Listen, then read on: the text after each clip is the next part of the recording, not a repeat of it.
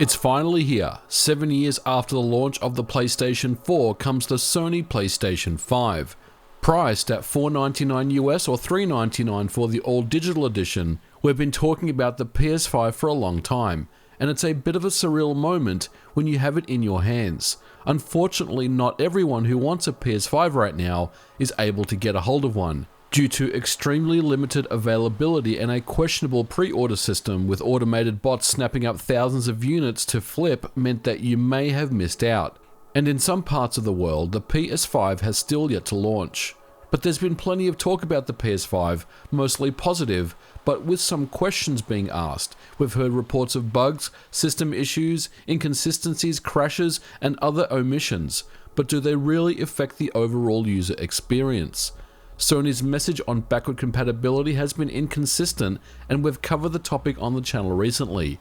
How well does it work in the real world? I have a large collection of PS4 physical games, and it's vital to me to be able to bring that catalogue forward. So after 4 days with the PS5, I wanted to give you my overall impressions of the unit. We're going to cover the UI, games, backward compatibility, heat, thermals, power draw, and more. The system is architected around AMD Zen 2 x86 and custom RDNA GPU technology. The design of the system has already been well documented, but there's something definitely striking about it, completely different from the small form factor motherboard and modular build of the Xbox Series X. The PS5 is all on a single motherboard large enough to ensure areas of heat are far apart from each other to promote airflow into the rear exhaust of the unit. But let's get right into it. Turning on the PS5 takes around 15 seconds in my tests, and one really nice feature of the PS5 is that you can completely remain offline, browse the UI, pop in a game and start playing. In comparison, Microsoft requires that you connect your Xbox Series S or X to their service to authenticate before you can actually use it. So why is this important? It's simply because no game console should ever need to rely on an authentication server as a form of digital rights management. Microsoft were heavily criticized for the online-only Xbox One in 2013, yet we see the exact same scenario here. DRM stinks, and I won't ever support it. Sony wins points here for providing us with a game system that will last well beyond its use-by date. You can literally turn it on and play, no ifs or buts. Many generations from now, if the PlayStation Network no longer supports the PS5, you can rest easy that your system will still be usable. The user interface is simple and elegant. I do like the decision to split the separate games menu as the first thing that you see. It also will render natively at 4K with HDR as well if your TV supports it. In comparison, the Xbox Series X dashboard runs at a native 1080p. The overall user experience is fast and snappy, as you'd expect from a next-gen console. I also tested download speeds, and they are significantly faster than on the PS4, depending on your network of course, but in my tests, I was getting download speeds many times faster than what I experienced on the PS4 with the same internet provider.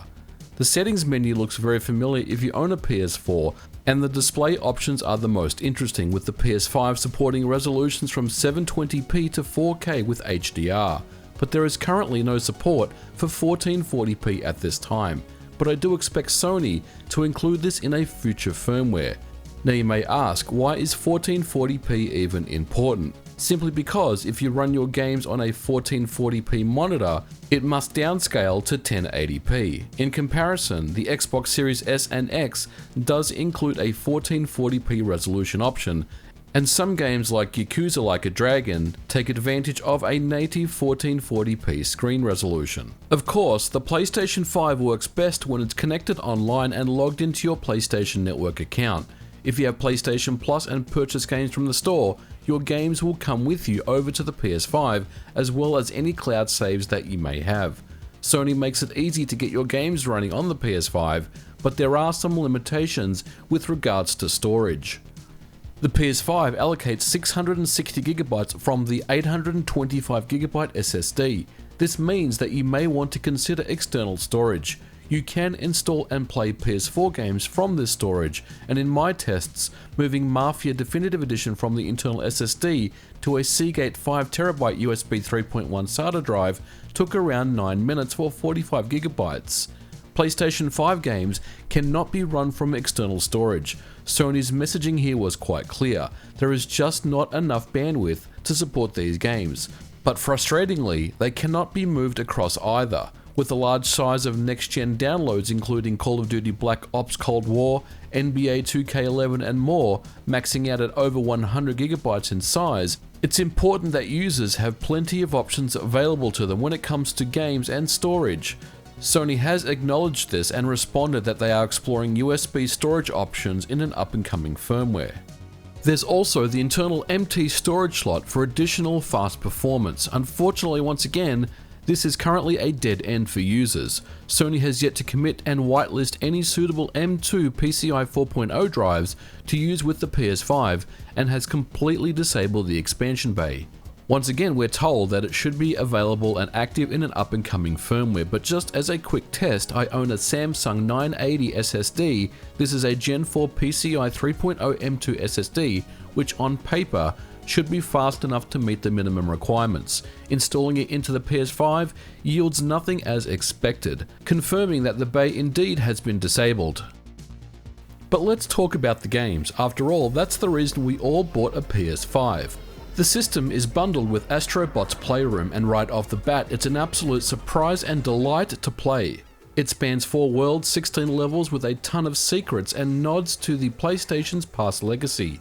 It's a great way to jump into the PS5, but what transforms the game into something even more special is the use of the DualSense controller. It combines haptic feedback, motion controls, the microphone, and the adaptive triggers, all in ways that offer amazing immersion but never frustrates or annoys the player. Simply put, this is the first game that you need to play on the PS5. It's all there on the SSD ready for you to check out, so there's really no reason why you shouldn't.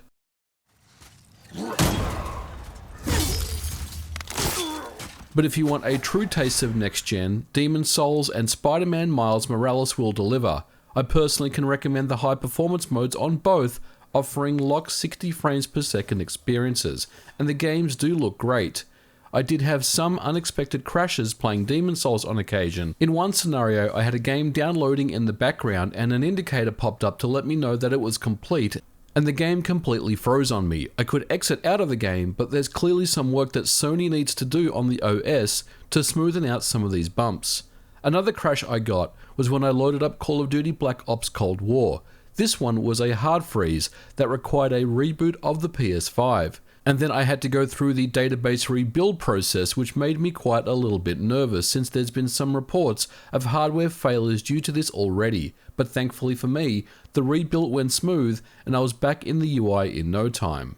The operating system definitely has some issues that Sony needs to address in an up-and-coming firmware. Still, I've had lots of fun playing games like Call of Duty Black Ops Cold War. It features ray tracing on the PS5 and runs at a smooth 4K at 60 frames per second. In comparison, over on the last-gen PS4 hardware, the differences are noticeable in visuals and performance.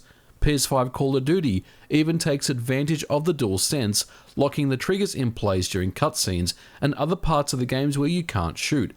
And when your weapon is live, it's a satisfying click each time. And I gotta be honest, for a minute there I thought my triggers were broken, but quickly exiting out of the game releases the tension in the haptic triggers. It's awesome and I absolutely love the controller. Sony is definitely further along when it comes to next generation titles as compared to Microsoft. But what about backward compatibility on the PS5? For the most part, PS4 games are very well represented. While not as impressive as the Xbox Series X, backward compatibility works very well. But let's be clear, in almost every case there will be no improvements made to resolution or frame rate, but there are some PS5 specific patches that are starting to show up for some games. The best improvements are the ones that take advantage of uncapped frame rates or provide performance modes and dynamic resolutions. Ghost of Tsushima has had a recent patch for the PS5. It looks incredible at a locked 60 FPS and 4K. It could even pass as a PS5 native game. It looks amazing. Another title that's received a boost is Days Gone, one of the most underrated titles on the PlayStation 4. There's no doubt it's had its fair share of performance issues, but thanks to a 24GB patch before the launch of the PS5, It now runs at a lock 60 and it looks gorgeous. This might be the time to experience the game if you've never tried it before. It really is great. But let's go back even further. Infamous Second Son, another game that takes advantage of the PS4 Pro's boost mode, runs at an uncapped frame rate, therefore locks at 60 frames per second on the PlayStation 5.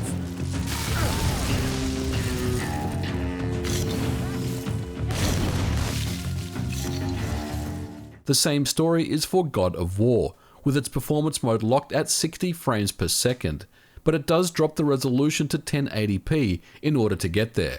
Final Fantasy 15 Royal Edition is also a locked 60 FPS experience in the light mode.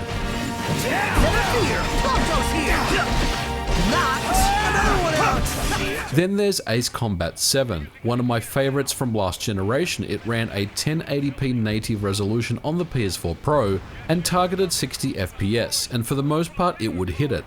Over on the PS5 we get the same resolution, but with the power of the hardware smooths out any bumps and delivers that magical locked 60 FPS experience. But the biggest surprise for me, however, must be The Last Guardian, one of my favourite PS4 titles ever.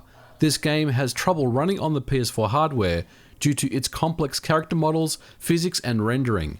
But you're in luck if you own a physical copy of the game. On the disc contains the original version with its frame rate uncapped, and on the PS5 it's smooth as butter, easily locking at 60 FPS. It's also worth mentioning that some titles haven't received any visual enhancements but have received updates to the haptic feedback on the DualSense. One such title is The Last of Us Part 2, and it's great to see that Naughty Dog is already starting to support the PlayStation 5. There's also some areas where games haven't had any updates at all. Most disappointing for me must be Bloodborne, which after experiencing Demon Souls for the PS5, it feels really sluggish with the frame pacing issues that have plagued the game since the first day. It really is a shame. Perhaps we will see a PS5 patch released for it at some point, but I gotta be honest, I'm not holding my breath. I also tried Joe's Diner, that's on the not supported list of back-compat PS4 titles. As expected, the result is it's not playable. The PS5 won't even recognise the disc at all.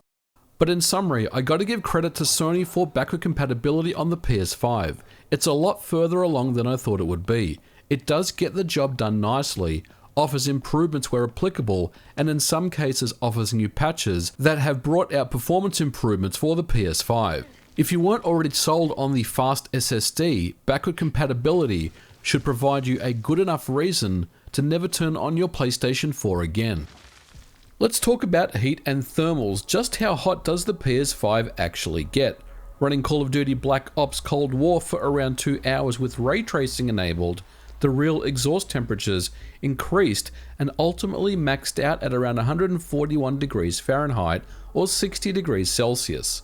Well within range and no cause for concern, but in my test so far, the PlayStation 5 does run hotter than the Xbox Series S and Series X. But taking a look at a side profile, the transfer of heat is fascinating to see as it's ejected out the back of the system. Definitely no concerns here, with the giant heatsink inside the PS5 and the exhaust fans pushing out heat exactly as it was intended. What about power draw? If we sit idle on the UI on a 4K HDR resolution, we're looking at around 50 watts of consumption.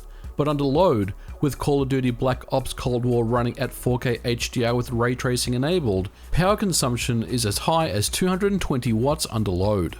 And it was here when I noticed a noise coming from my PS5.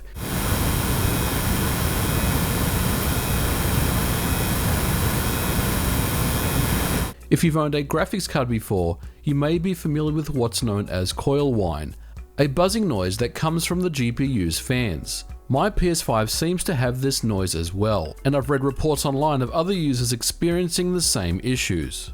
It's not a huge deal to me, but it's definitely something Sony may want to address when they inevitably bring out updated revisions of the hardware. And to be completely honest, the Xbox Series X is much quieter overall than the PlayStation 5. But I definitely don't want these minor nitpicks to detract from what is an impressive piece of hardware. I'm happy with the system, and the PlayStation 5 does everything that Mark Cerny told us it would earlier this year. I'm in love with the DualSense, which for me is the standout that really propels the system to new heights. Like the Xbox Series X, 2021 will truly be when the next generation will begin. But for now, I'm very happy to see Sony releasing the PS5. It is very impressive hardware. But assuming you can get one right now, should you? Well, if you're okay with essentially beta testing the hardware, then go for it. But for everyone else, the UI does need work, the minor OS crashes can get a little frustrating, the launch titles are great, but I would hold off for Ratchet & Clank and Gran Turismo due in the first half of 2021. By then, Sony should have ironed out most of its issues and be well into the generation, focusing on delivering great games for the fans, and I'll be here for every step of it along the way. So there you have it, guys. That is the Sony PlayStation 5. After 7 years, it's finally released. There are some issues and quirks that need to be addressed, but overall, I'm very satisfied with the system. Let me know if you picked up yours and your experiences with the PlayStation 5. If you are still waiting for yours, let me know in the comments below. Or if you're going to just hold off for a little while, I definitely do understand that mindset as well. Well, guys, we are going to leave it here for this episode. Thank you so much for watching. If you liked it, leave me a thumbs up, and I'll catch you guys in the next video. Bye for now.